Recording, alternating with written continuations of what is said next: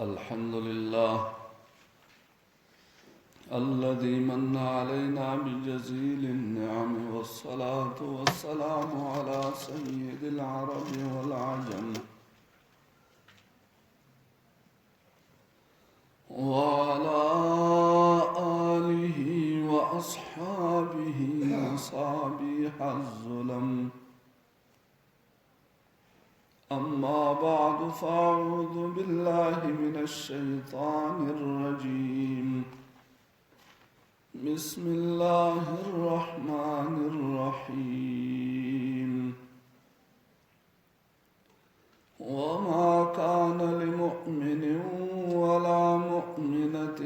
إذا قضى الله ورسوله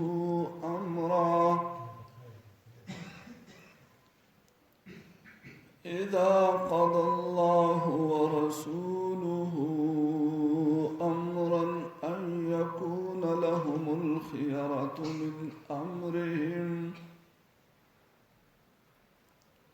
ومن يعص الله ورسوله فقد ضل ضلالا مبينا. سورة الأحزاب آيات نمبر 14.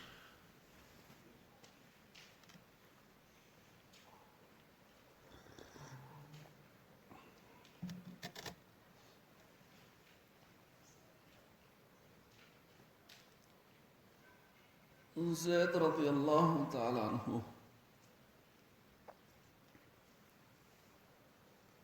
تاسو پیژنئ لیدلی د نبی اکرم صلی الله علیه وسلم آزاد شوی غلام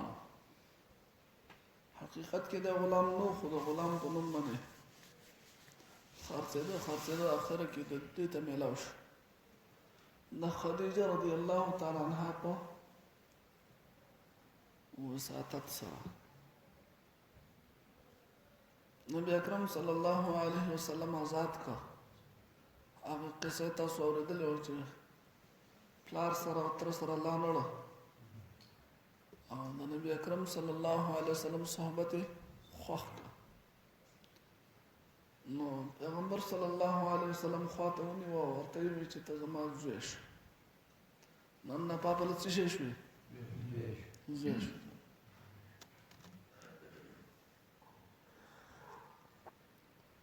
د عربو د قانون تحت او د رواج تحت دا یوازې د خولې وینا نه وه بلکې د ده حیثیت بیا په حقیقت کې د زوی په شان دی. څومره حق چې خپل د زوی په پلار باندې هغومره به د ده په نبي اکرم صلی الله علیه وسلم باندې و. د ده دپاره هم د فخر او د اعزاز خبره وه چې نبي اکرم صلی الله علیه وسلم د خپل زوی که عام معاشره کې داسې قسم خبرې به ډېرې کېدې چې پلانکي ته زوی ویل دی پلانکي ته زوی ویل دی. د دوی دا یو عادت هم دا قانون هم چې دله به بیا د خپل زوی په شان حق ورکړه. په مال کې به هم د ده حصه وه په میراث کې دا به چې که دوه زامن یې نور نو دا به درېیم زوی و که زامن به یې نه و چې مال کې به ده ته حصه میلاوېده دی به حقدار و په مال کې. دغه شانې د ده نه به هغه جنکۍ چې د دې سړي لوڼه وي هغه به د ده خویندې په ده باندې ده سره به د هغې نکاح نه کېده. پوهېږئ تاسو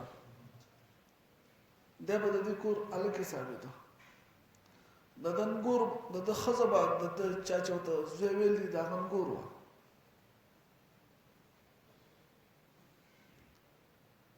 دلته د صورت په شروع کې ما تاسو ته لږ بحث کړی چې الله پاک د دې رسم د ختمولو پروګرام کړی چې دا رسم ختمو چونکه زید د نبی کریم صلی الله علیه وسلم زوی دی. اولنې خبره خو الله پاک وایي چې دا ستا زوی نه دی. د چا زوی چې دی هغه طرف ته نسبت کوئ، محمد طرف ته نسبت مه کوئ، زید بن محمد مه وایه، زید بن حارثه وایه.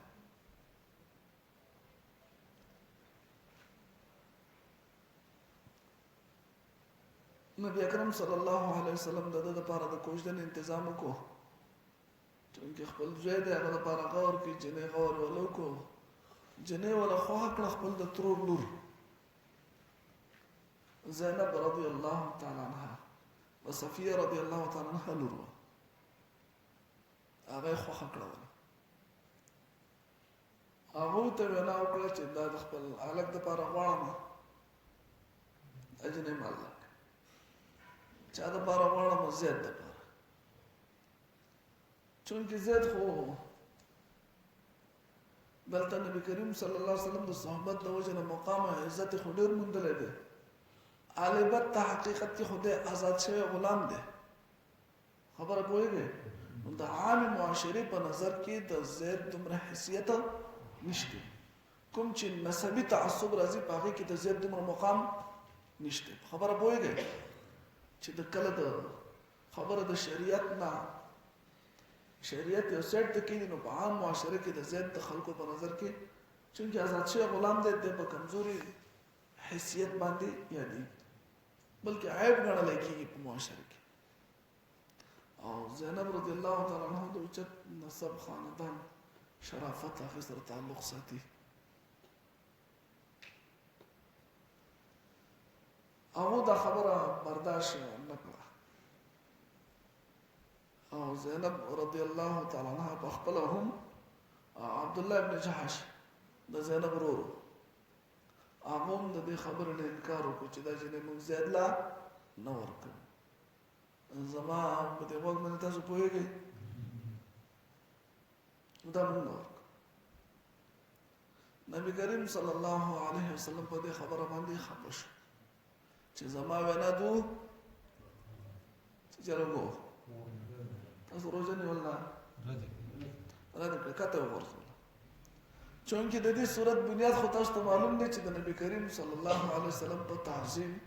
په محبت، په اطاعت او د نبی کریم صلی الله علیه وسلم ته تکلیف رسون کی خبرو یا کارونو نه منع باندې ده. په دې تمام صورت خلاصه ده چې موږ به نبی کریم صلی الله علیه وسلم ته تکلیف څوک نه رسي، هغه ته خفګان نه رسي او دغه عزت او سره محبت او دغه مکمل اطاعت وکړي. د دې صورت بنیاد په دې خبره چونکه نبی کریم صلی الله علیه وسلم خپه شو، الله خپل پیغمبر خپه کله پریدي آیت نازل کړ چې څوک د الله او د الله د رسول د خبرو مخالفت کوي د مؤمن د پاره د اختیار نشته چې ایمان راوړي، هغه د پاره د اختیار نه چلیږي چې هغه د الله او د الله د رسول د خبرو مخالفت وکړي. خبره پوهیږي دا مو اختیار نشته په دې خبره کې چې او ورکوم او نه ورکوم، دا طاقت په دې چا نشته د سره نکاح کوم او د سره نه کوم، بلکې نبی کریم صلی الله علیه وسلم وینا کړې ده نو یو مسلمان تر قیامت پورې دا اختیار نشته چې هغه د پیغمبر صلی الله علیه وسلم د خبرې مخالفت وکړي. یو واقعه د داود زید واقعه چې کله د آیت نازل شو زینب او عبد الله دواړه خپل په خبره باندې ستومانه شو، پیمانه شو، راغله نبی کریم صلی الله علیه وسلم ته وی چې مونږه الله او الله رسول خبره منو، خپل خبره مونږه وورزوله دا جنې د زید دا وایي تاسو نورم د واقعات د آیت مبارک په شان نزول کې علما او مفسرین لیکلي دي. یو به کې د جلیبی واقعه لیکلي ده چې راغله نبی کریم صلی الله علیه وسلم ته وی چې ما نبی کریم صلی الله علیه وسلم ورته وی چې وعده دې کړی دی دا الله رسول الله له څوک جنې راکې آزاد شي غلام ما کور می نشته یو روپۍ را سره نشته رنگ ډنګ می نشته رنګ تک تورو هیڅ د واده څه اثر یا څه اسباب یې کې ما سره یو نشته مال به څوک جنې راکې طالب ولې راکې پلان کې انصاري خو الله شه هغه ته چې خپل لور په الله کې نبی کریم صلی الله علیه وسلم را لېږلی خبره باندې پوهیږئ ته خوشاله لاړ ته ور وټکاو راوت سره څه وایي نبی اکرم صلی الله علیه وسلم را لګل نو څه شي را لګل خپل لور بال لاګه هغه چې دا حالت ولید خبره پوهیږي چې شي نشته رندنګ نشته شهرت شرافت نام نسبوم نشته یا هم دا خبره برداشت نکړای شو هغه چې تعالی د خپل لور نه هغه دې واپس خبره کړه الله رسول هغه انکار وکړ دلته الله پاک دا آیت نازل کړ او دلته دا هغه لور دا خبره اورېدلې وه پلار نه تاسو کې چې چل دی یو کس راغلی اوس ته وینا یې کوله وایي چا رالېږلی دا الله رسول الله لېږلی دا الله رسول الله لېږلی تا بیا واپس رد وکړه انکار وکړو ستا طاقت څه وي چې چلو کوم وي زر زما ته قبول دی الله رسول به خفه شي مخکې دی راورسېد ورپسې هغه راورسېد نبي اکرم صلی الله علیه وسلم چې لرې نیولې تا د الله او د الله د رسول مخالفت وکړو نبی اکرم صلی الله علیه وسلم ته دې ځنه आवाज کړي چې تا د الله او د الله رسول مخالفت وکړو د الله د پیغمبر خبره تا ونه منله هغه څنګه د الله رسول خطا شي نه او دا جنې د دې ماران څوک چې واده شي څوک واده نه وشي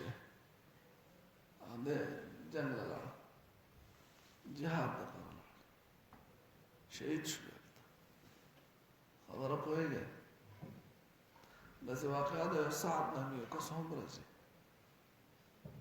نبی اکرم صلی الله علیه وسلم دغه لپاره د واده تنظیم وکړ جنې خاوند ورکول بیا ورکړه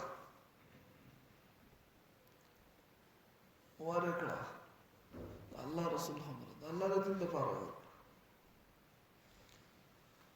الله اکبر خوش قسمت یا کسان چې هغه د دین لحاظ وساتي د دیندارۍ لحاظ وساتي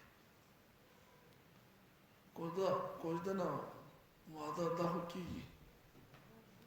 خو د خوشاله زندګۍ لپاره د دیندارۍ لحاظ ساتل لازمي دي نبی اکرم صلی الله علیه وسلم فرمایي چې اکثر خلک جنکۍ چې ورکوي په هغه کې د څلورو خبرو خیال ساتي څو خبرو خیال ساتي څلورو اول د مال خیال ساتي چې د سړی غریب دی که مالدار دی او که جنۍ ګوري نو غریبه ده که مالدار دویم د هغې د حسن خیال ساتي چې ښکلې ده که بدموره ده خبره پوهېږئ او درېیم د هغې د حسب نسب خیال ساتي چې خاندان کې څنګه دي او څلورم د هغې دیندارۍ ته ګوري چې دیني اعتبار سره د دوی څه پوزیشن دی څه حال دی او صحابي ته نبی اکرم صلی الله علیه وسلم فرمایي فاظفر بذات الدین تربت یداک ته په دې څلورو خبرو کې صرف د دین خیال وساته وایه تاسو څه شي خیال وساته د دین خیال وساته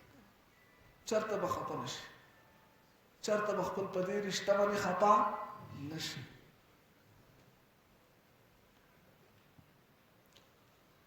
هغه چې نه کوژده نه وشوه الله رسول ما سره څه شی نشته پیسې ولو شي پلان کې پسې لاړ شه تعالی به دومره روپۍ راکړي عثمان پسې لاړ شه عبدالرحمن پسې لاړ شه چا 1000 روپۍ چا 2000 واده دپاره انتظام کوي پیسې راجمع کړي بازار ته لاړ ځانه سودا اخلي لوښی لرګي اخلي په دې کې د جهاد د اعلان اواز وشو النفیر اعلان وشو چې اعلان وشو چې دا اورېد د الله رسول او صحابه په میدان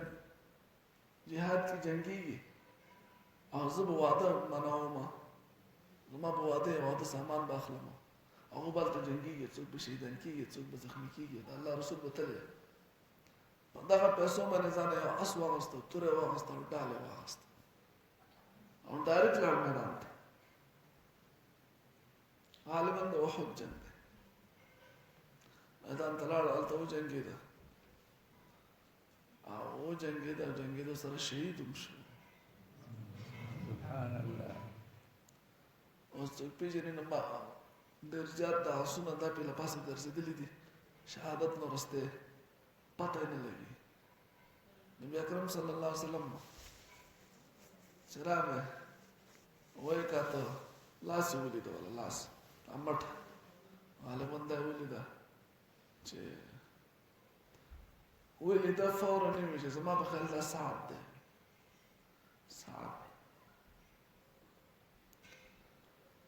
الله اکبر کبیره وما كان لمؤمن ندی مناسب د یو مؤمن سړي دپاره ولا مؤمنة او نه د مؤمنې ښځې دپاره اذا قضى الله کله چې فیصله وکړي الله پاک ورسوله او رسول د الله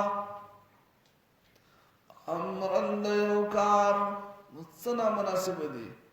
ان یکون لهم الخیرة چې د دوی دپاره اختیار وي من امرهم په حکم خپل کې الله او د الله رسول یو فیصله وکړي نو بیا پکې دوی ته اختیار نشته او که دوی بیا خپل اختیار استعمالوي ومن یعص الله څوک چې نافرماني وکړي د الله پاک ورسوله د رسول د الله فقد ضل ضلالا مبینا یقینا دې گمراه شو په گمراهۍ لرې سره واضح سره یو خبره بل استاسو ذهن کې کېدم چې په شریعت کې دا یو خبره د کفاءت راځي د برابرتیا راځي کف ورته وي کف چې هغه به تاسو نکاح کوئ په برابر ځای کې به کوئ دا خبره پوهېږئ دا د شریعت کې دا خبره ممدوح هم دا محمود هم دا د دې خبرې په خیال هم ساتلی کېږي چې په داسې یو خاندان کې به رشته کوي چې د هغې په منځ کې ډېر تفاوت نه وي که به هغه په منځ کې ډېر تفاوت و په معاشره کې فرق و په خوی بوی کې فرق و نو بیا آپس کې یو بل سره د دوی ایڈجسٹمنٹ نه کېږي زما په دې خبره باندې ستاسو غوږ درېږي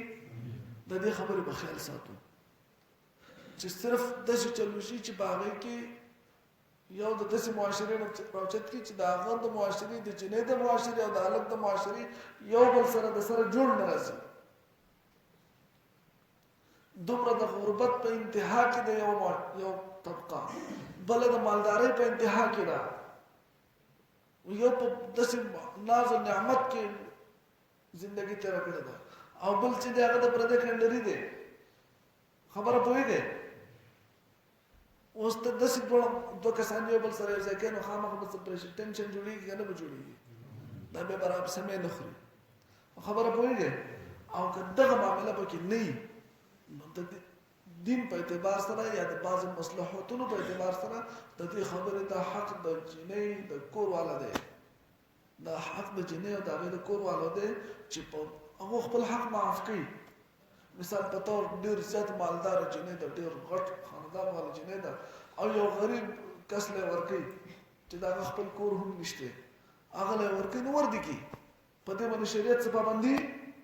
نه ده لګولی حق د چا دی د مور پلار دی د دې جنۍ دی چې هغه پرې خوشحاله نو چا پې اعتراض شته اوس پوه شوې تاسو په کفاعت باندې نو د دیني مصلحت د وجې نه داسې څیزونو نظر انداز کول غواړي چې مثال په طور یو ځای کې ډېر دیندار هلک دی خو ډېر زیات غریب دی ډېر دیندار دی ته د دیندارۍ ته وګورې خپل مالدارۍ ته به نه ګورې بلکې د دین د وجې نه دغه قسم څیز ته بیا نظر مه کوه دویمه خبره دا خبره د دې دپاره نه ده دا کفاعت د دې دپاره نه ده چې یو کس یو معاشره یا یو خاندان والا یو طبقه یا یو غاړه هغه سړي ته سپکه ښکاره شي چې دا پرېږدی دا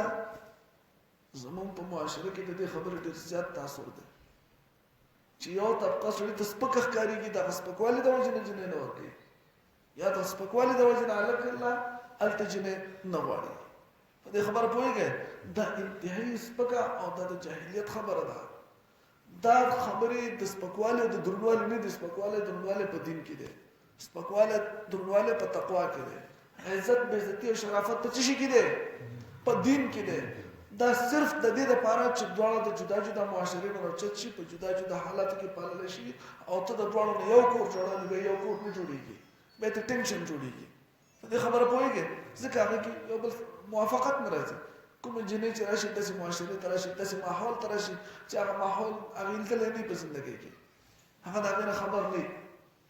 یا دا حالت چې دا د جنې د ماحول نه بالکل خبر نه ما بس دوړو کې بل کې کمپرمایز نه کیږي د دې وجه نه د دې خبرې خیال ساتل غواړي اوس ګوره بیا په دې کې خصوصا د کفر د اسلام خو لازمي ده اوس یو جنې دا هغه امریکا کې دا پس نازو نعمت کې پاتې شي چې هغه د سره څه شي تل نه یو زموږ د دې غرونو د علاقو خلک دي کنه اوس تاسو دوه کورونه بل سره اډجسټمنټ کیږي در اوس کارجنې په دې باندې خو خپل حق قرباني کوي نو موږ ته به اعتراض نشته شریعت ته په دې باندې اعتراض نشته د دې وجه نه بعض مصلحتونو د وجه نه نبی کریم صلی الله علیه وسلم په خپل د دې خیال نه ساتل پوهیږي کنه پوهیږي لکه کفاءت په زید او په زینب کې شته تاسو مته پوس کوم نشته نبی اکرم صلی الله علیه وسلم په خپل دا خبره نظر انداز کړی د باجو وختونو کې د نورو مصلحتونو د وجه خبره پوهیږي کنه وما كان لمؤمن مناسب ندی د مؤمن سړي د پاره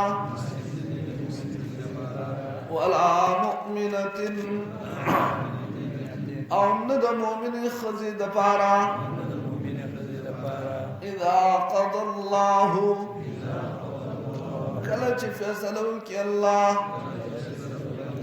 ورسوله او رسول الله